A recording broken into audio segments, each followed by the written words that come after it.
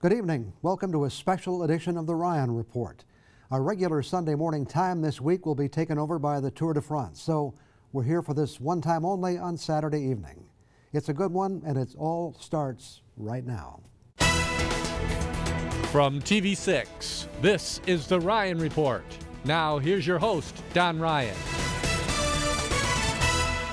We have an interesting show for you tonight. We're going to be talking about boxing. But what we're really looking for are some personal insights from two people who have unique stories to tell. The first is Al Mitchell, who has a long history as a coach in the U.S. Olympic program. But we're also going to meet one of his students, a young woman named Michaela Mayor. Michaela is training to be part of the U.S. team at the 2016 Olympic Games. We'll talk to her in the next segment. But first, Al Mitchell has been coaching boxers for a long time. In fact, he was a teenager when he started. In 1989, Mitchell took over the head coaching position at the U.S. Olympic Education Center. During Mitchell's years at the U.S. OEC, he trained 9 Olympians, many national champions, and has led numerous boxers into a professional boxing career. He also served as the 1996 Olympic team's head coach and the 2004 Olympic team's technical advisor. A lot of background there, Al. Yeah. I've been lucky. I've been at the right place at the right time. I think that's what's life about, being at the right place at the right time. I know I've known you for a long time, but I did look at your bio, and I see that at one point you had an amateur career as a bantamweight, and you had a 43-1 record. Yeah. Well, believe it or not, Don, I lost my first bout. I was scared. My coach took me down. He said, "Little Fred," that's what they used to call me. He said, "You're ready now. You got to box." So I said, "All right." I was a little scared, so I got in the first round. First round, I ran all over the place. You know, it almost looked like me, like Mayweather running around when he was boxing Pacquiao. But the second round, my coach got on me. He even slapped me. Third round, I got into it, and I won the third round, but I lost the first 2 rounds, so I lost my first match. And the worst thing about that was when I got back to my gym the next day, everybody laughed at me, talk about me running around the ring. Yeah. And it was doing jokes, running around in circles, laughing and everything. So that would make me stayed in the gym to get better and better. From then on, I never lost a bout. But you started coaching at a very young age, 17? Well, Mr. Goodman, my coach, well, first, Duke, in the old days, the Irish controlled the POWs.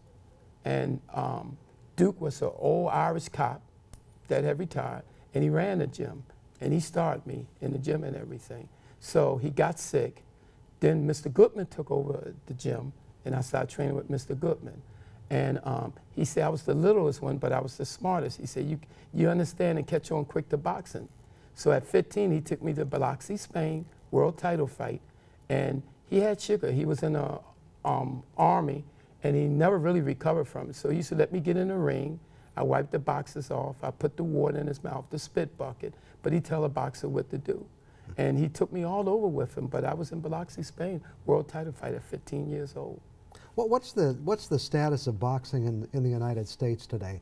You know, I recall back in the days when Joe Louis and Muhammad Ali and Sonny Liston and, you know, Ray Robinson, Rocky Marciano, you know, boxing had some golden years. Are we seeing a resurgence in professional boxing? Yes, and that's because of this young man named Al Heyman that took over. He got the boxing now on NBC free TV. And in the old days, NBC with the free TV and the different things like that. With the sport, that brings it out and give people a chance to know the boxers and athletes. Also, what hurt these kids these days is that in the old days, U.S. controlled boxing, amateur and professional. Nowadays, you got older men in Russia, Germany. And the other thing you got to understand, the complex about this is that in the old days, Russia controlled Russia. And when they controlled Russia, they made sure Russia was the team.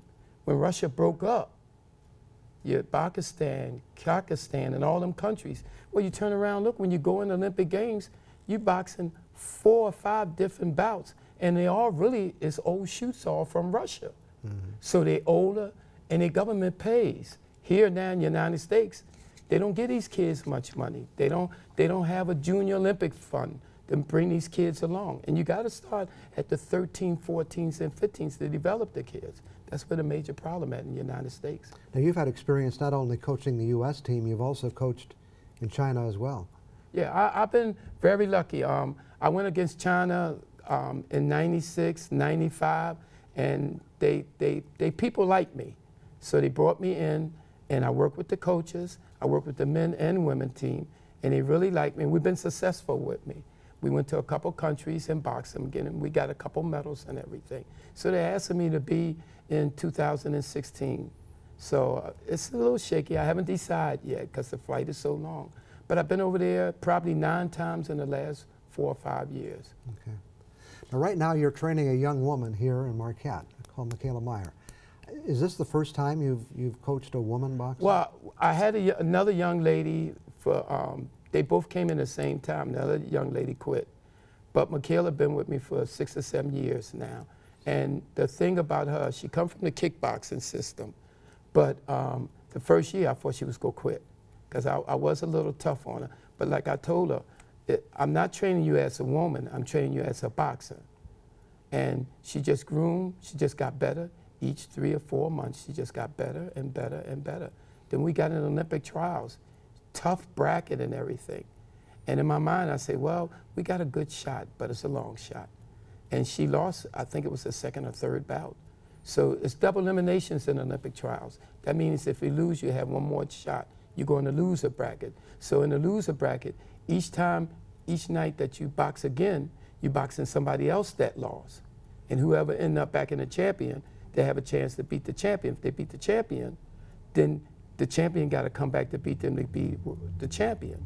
So she lost the 2nd or 3rd, but she came back and won. Next thing I know, we was back in the championship fighting, boxing a 2-time Olympian, queen again.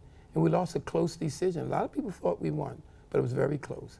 Okay. You know, is it different for you training a woman as opposed to when you trained men boxers? Well, the only difference I seen what woke me up was was boxing in the national championship, and Michaela woke me up earlier, said she got to get her fingernails done. You know, I still remember that. That's the difference. Just for our audience, you know, if they don't follow Olympic boxing, what are the rules? How many rounds are most matches? Well, the men is 3 rounds, 3-minute rounds. The women is 4 2-minute rounds. Okay. With a minute rest in between. And when you get an athlete, you try to win that first round. You win that first round, then you dictate the fight. In other words, you controlling it, then they got to come. They got to win that 2nd or 3rd, or they're in trouble. So it's about the same. The judging is the same, and official is the same. Are there many knockouts in women's boxing, or is it? No, it's not a lot of knockouts. Okay. You know, but even today with these young kids, it's not a lot of knockouts now. Usually on an international level, you'll see a couple knockouts and everything. Okay. And as far as your future, you're still considering where you're going to go and what you're going to do? I haven't decided yet. You know, I have an opportunity and chance to maybe have 2 or 3 athletes I train on the Olympic team. Okay. If that happened, then it might change my mind and everything. Well, you know, you've trained some great champions. Well, I've been very lucky. Had over 500 national champs, you know. And like Michaela, she won 7 or 8 different national champs. I had a young man, Roberto Benitez, that won 10 nationals, you know. I've been very lucky. I also had some good world champions that come up through the program. Vernon Forrest, they graduate from Marquette High, end up being a 5-time world champion, you know. Brian Valor, I got 6 or 7 athletes that was in the program that end up being world champions. Timothy Bradley, we have boxed again for the world title. You've had some great ones. Thanks for coming in. We're going to meet your new protege in just a couple of minutes. Anytime, Don, thanks. Back with more on the Ryan Report after we take this break.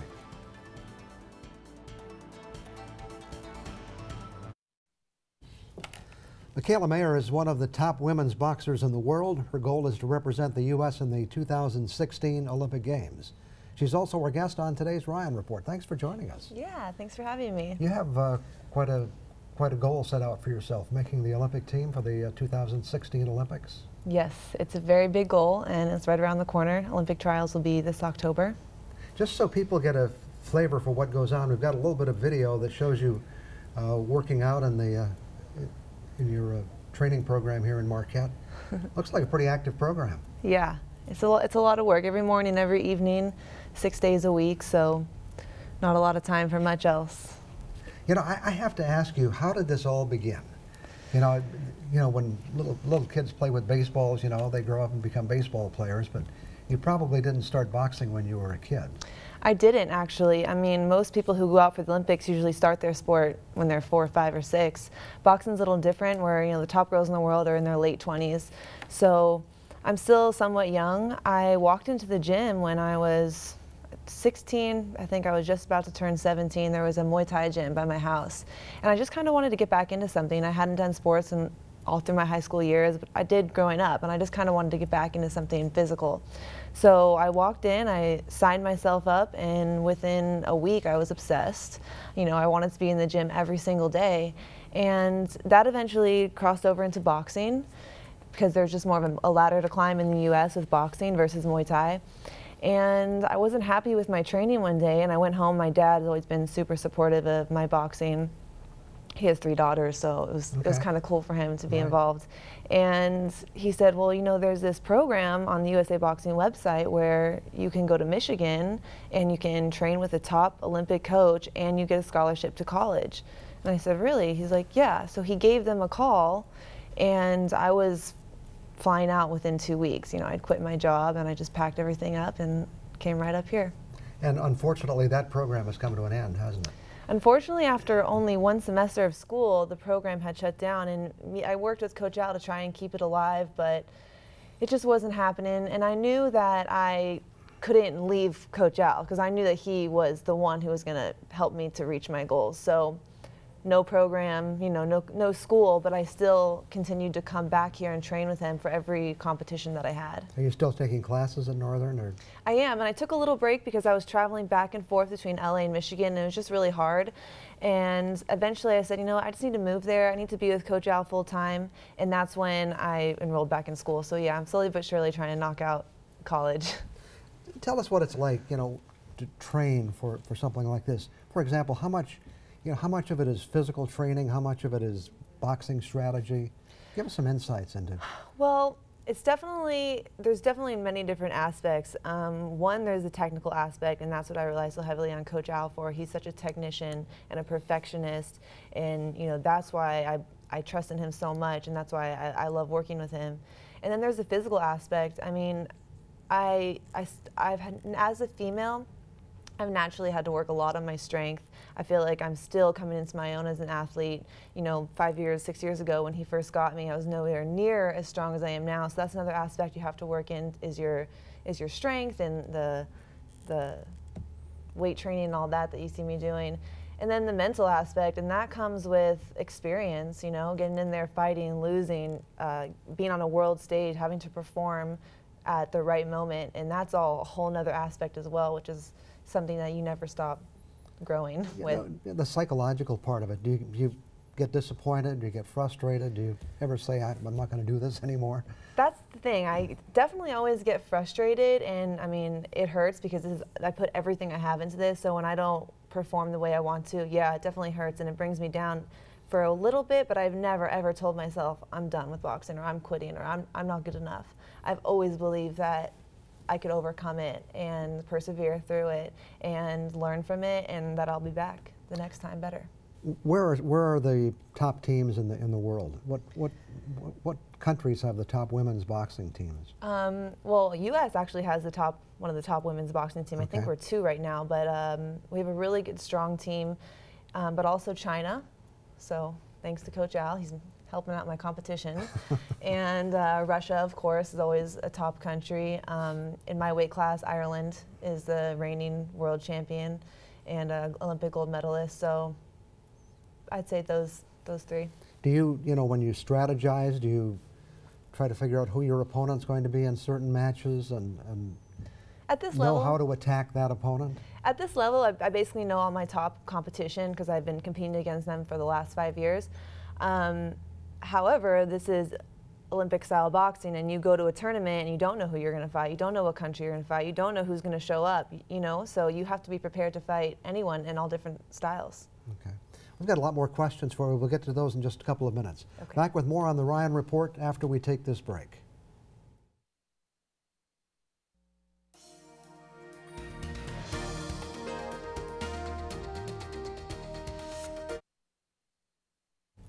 And we're talking to boxer Michaela Mayor.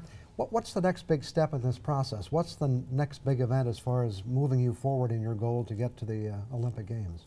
Well, I definitely have a few more fights coming up before Olympic trials. Olympic trials is in October, the last week of October.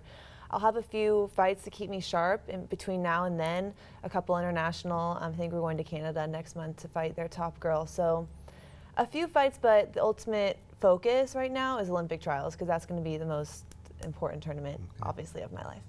And you're competing in what's called the lightweight class? It's lightweight, yeah. Now, 136 looking pounds. at the list, I mean, it's really kind of in the middle. It's far from the lightest category. Yeah, it's kind of a deceiving name because, and there's only 3 Olympic weights for the women, but they gave us 112, 132, and 165. So mine's right in the middle, yeah. Okay. What,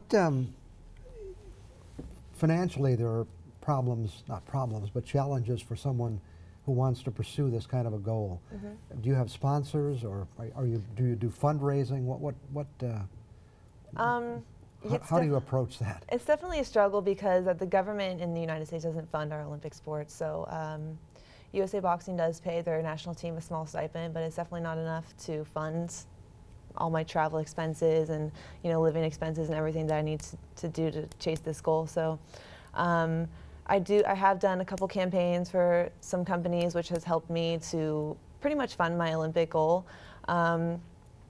And other than that, I also created a Patreon account recently, actually, that people who believe in me and what I'm doing and want to support me can go on to patreon.com/Michaela Mayor, and if they would like to donate in some way, they can check it out on that website. But other than that, it's a hustle. So they can donate directly to you, and yeah, it will help you in this pursuit. Well, that's great. I know you also did a Dr. Pepper commercial at one time. Yes. That's kind of fun, isn't it? No, yeah, that was awesome. That was in 2013, and like I said, that was something that literally funded my Olympic goal. So that has helped, the funding from that has helped to kind of get me through these next couple of years of training and everything, because it's not just a sacrifice physically and, it's not just time consuming, it's really a financial investment. Chasing an Olympic goal, not a lot of people know that it's very expensive. Well, I think, any Olympic sport, it's the same thing. When you look, you see what a commitment this has to be. I mean, you really have to be dedicated totally to this, don't you? Completely, yes. Have you had a chance to think about what happens beyond boxing? Where do you go from here? A little bit, yeah. Of course, I'm completely focused on winning this Olympic trials, so I don't like to think that that's not going to happen, but that is also why I'm in school and I'm pursuing my degree, and hopefully other doors will open for me, making this Olympic team and going into this 2016 Olympic year, and we'll see as I go along. Professional women's boxing hasn't really caught on. Would you be interested in something like that if it did? Or? Yeah, I think that women's professional boxing is going to start to really pick up because the women are now allowed to compete in the Olympics. And that only was, the first year that was allowed to happen was 2012. So I think that's going to create a platform for women to step up into the pros and get more recognition because they'll have that credibility. And I think it is something that I might want to try. Like I said, we have to see how this Olympic year goes, and if everything is still secure as an Olympic style boxer, I may go for another Olympics. It's kind of just what a better option for me. See how it all plays out. Yeah, I just got to see how it plays out. Unfortunately, our time is up. Thanks for coming in today and thanks talking for having to us. me. And very best of luck. And thank you. Let's hope there's a gold medal in your future. Yes. Okay. Back with more on the Ryan Report after we take this break.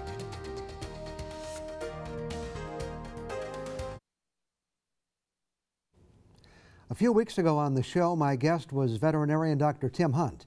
And after our interview, I started to think about what the different feelings might be when you take your dog to the vet for a checkup and when I go to the doctor for a similar reason. I don't know how your dog reacts to that experience. I'm guessing it probably varies from one dog to another and ranges from excitement to absolute panic. I'm sure some dogs are happy about the car ride until they realize where they're going. Dogs do have memories. When I visit the doctor's office, it usually starts with sitting around the waiting room, sometimes a little longer than I expected because the doctor is running late. But then my name is called and I'm taken back to the examination room where the meeting with the doctor will take place. At first, the process goes pretty quickly. The nurse who brought me to the room usually checks my vitals asks a few questions, and then says as she's leaving and closing the door, "Take your clothes off. You can leave your underwear on. And the doctor will be here in just a little while." And so there I am, sitting almost naked in my doctor's examination room. It's a helpless feeling, to say the least. It's cold. I don't really feel like reading a magazine in my underwear. I'm not sure why. And I'm not really sure who the next person will be that walks through that door. Probably the doctor, but can I really be sure? None of us would be an issue if the doctor was there in a minute or two. But sometimes you can be sitting there for a fairly long time. Once in a while you get to the point where you start thinking, what's going on beyond that door? It seems awfully quiet out there. Did they forget me? Did they all go home? Should I put my clothes back on? No, I can't do that. Then the doctor would walk in. I love my doctors. They're hardworking people and do a great job. I understand why you can't always practice medicine on an exact schedule, but sometimes it's hard to be sympathetic when you're cold and sitting in your underwear on that hard examination table and waiting. So if your pet gets a little panicky when going to the vet, don't worry about it. At least he doesn't have to sit there in his underwear, waiting for the doctor. I'll be back in 2 minutes. Well, that's our show for this Saturday night. Nice to be here at a different time. For those who haven't checked it out before, I'd like to invite you to join us at our regular time, which is every Sunday morning at 7:30, 6:30 Central Time. Our guests each week include leaders in government and business, and like tonight, people with an interesting story to tell. Before we go, I want to remind you that each week our show is also available on the internet, and you can check it out if you go to uppermichigansource.com. The latest version should appear at about noon on Monday. And if you have some thoughts you want to share with us, our email address is theryanreport@chesstv.com. If you have some thoughts about the show, just drop us a line. We appreciate hearing from you anytime. We also appreciate Elle Mitchell and Michaela Mayor joining us tonight. We certainly want to wish her the very best as she pursues her Olympic goals. Let's hope there is a gold medal in her future. And we hope you enjoy the rest of your Saturday night and the rest of this weekend. And join us next Sunday morning.